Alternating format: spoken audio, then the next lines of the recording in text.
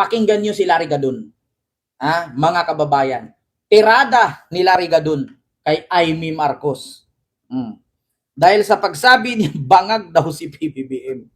Pakinggan natin si Larry Gadon, mga kababayan. Binanatan ni Larry Gadon si Amy. Ito, mga kababayan. Nawala si Larry Gadon. Nasaan ba yun? Larry Gadon. Ito. Dito tayo, mga kababayan, kasi yung banat ni Larry Gadon nawala eh. Dito sa ano. Binura na, mga kababayan. Binura ang banat ni Larry Gadon.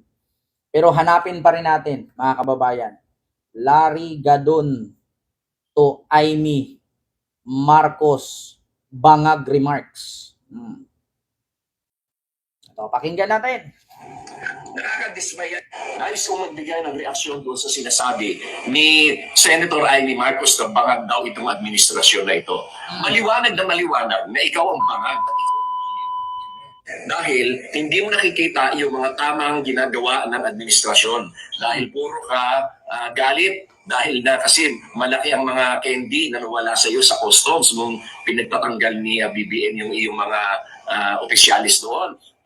Hala, kaya pala, manang. Kaya pala tinawag mong bangag. Kaya pala galit na galit ka. Yung mga kickback mo sa customs natatanggal. Kaya pala yung mga smuggling ba yun? Yung mga smuggling drugs, smuggling cigarettes, yun ba yung mga smuggling okay? Yun ba yung mga smuggling appliances? Yun ba yung mga smuggling sports car? Yun ba yun, Amy? Ito ba yung gustong iparating ni Larry Gadon? Hala, kaya pala.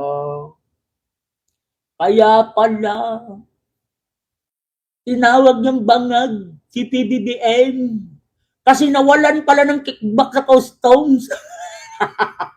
Kaya pala. Kaya galit na galit. Binulgar na ni Gadon.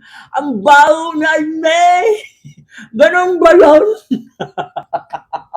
Kaya pala, yung mga okay na smuggle, yung mga kamates na smuggle, yung mga sibuyas, wala nang kickback si Bangag. Si Babangag, Kaya pala. Naubos na ang kupit niya. Kaya pala.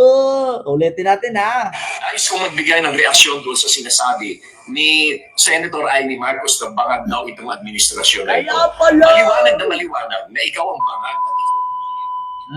Dahil hindi mo nakikita yung mga tamang ginagawa ng administrasyon. Dahil puro ka galit. Dahil na kasi malaki ang mga candy na nawala sa iyo sa customs mong pinagtatanggal ni BBM yung iyong mga opisyalis doon. Yung nung inalis ni BBM, yung Pogo, maraming mga lollipop na bigay ng mga Chinese ang nawala sa iyo, kaya ganyan ka. Kaya naman pala. Pinagtatanggal pala ni BBM yung mga candy mo sa customs. Kaya wala ka ng chinuchup-chup. Yung mga lollipop mo sa Pogo.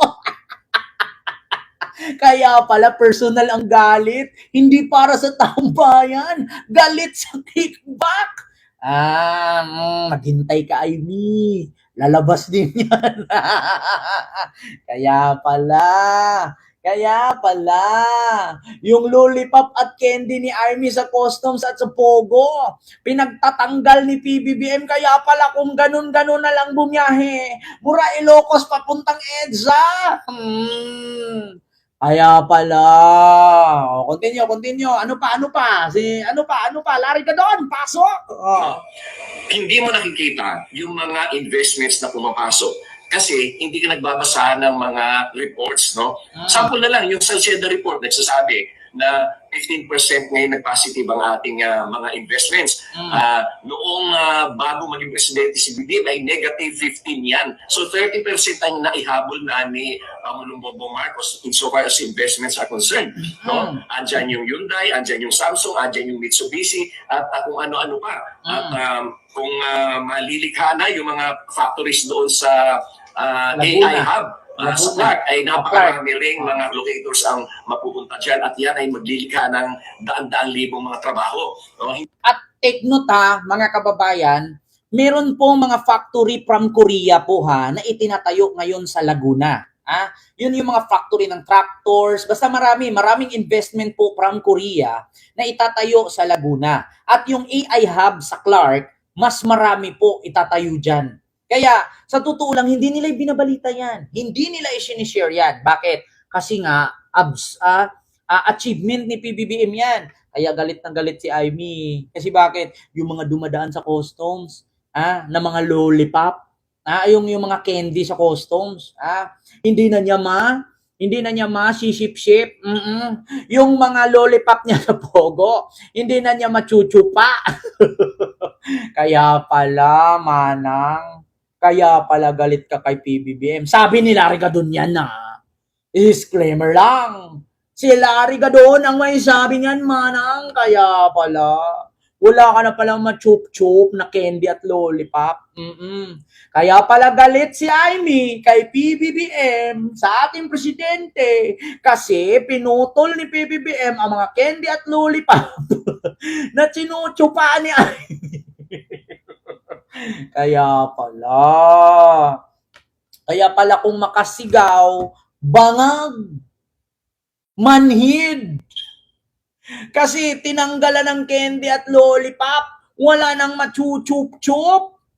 Ang Manang. Hindi mo na nakikita. Chupa-chup. Hindi mo rin nakikita na ngayong panahon ni Pangulong Bongbong Marcos ay tumaas ng 96.2% ang employment rate, which is the highest in 20 years. Nagkaroon man ito ng pagbaba ng 95% itong last quarter of 2021 ay dahil yan doon sa sigalot na nilikha ng flood control scams na si Pangulong Bongbong Marcos mismo rin ang nagbunyag upang ito ay matigil. Siya rin ang nagpapaimbestiga. Kaya itong mga rally-rally na yan, naku, halatang halata na gusto lang nilang iligtas yung mga magnanakaw. At sa parte naman ng mamahihirap, napakaganda ng programa ni Pangulong Bongbong Marcos sa agrikultura.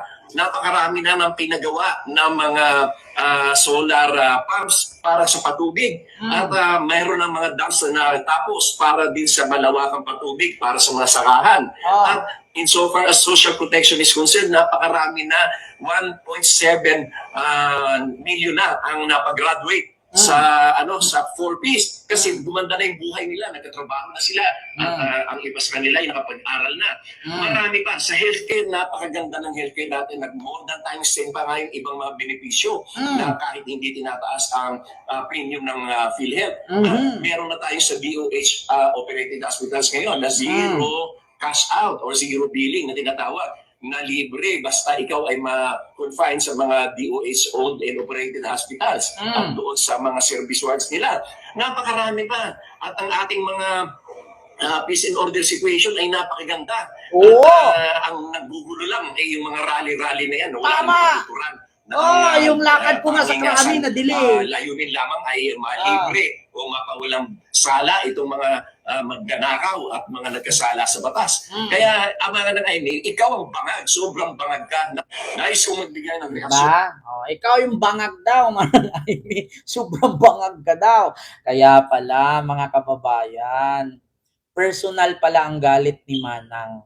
Sabi nga, disclaimer lang, ayon kay Attorney Larry Gadon, tinanggal daw kasi ni PBBM yung mga candy ni Amy sa customs.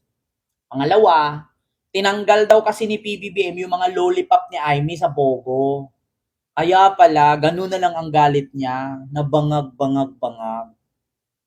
Ikaw daw ang totoong bangag, sabi ni Gadon. Na alam nyo na, mga kababayan, tatanggin nyo pa ba? Ngayon, may nagsabi na, malamang na hindi tayo gumagawa ng kwento dito ha. May source tayo mula kay Gadon. Napanood ko kasi kanina yan, sabi ko, ano na naman tong reaksyon ni Gadon? Dahil sa bangag remarks ni Amy.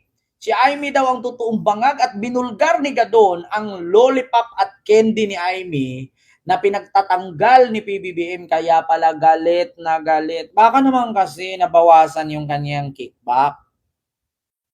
Para saan ba yung candy? Para saan ba yung lollipop? Bakit gano'n na lang ang galit? Naubusan ba yung wala ng budget sa pagpapagawa ng designer bags? Wala bang budget sa pagpapagawa ng buhaya na customized bag? 'Di ba? Wala na yatang pampaturok ng botox. Naubusan yata, kaya galit ng galit. Sabi ni Gadon. Sabi ni Gadon, ang candy at lollipop mo noon na pinatanggal ni BBM ngayon. Sabi ni Gadon, yung candy at lollipop mo noon, kaya kagalit kay BBM ngayon, kay pinatanggal. Sabi ng mama mo, na tita ko noon, na ate ko ngayon, na mama ko ngayon. Ha? Ah!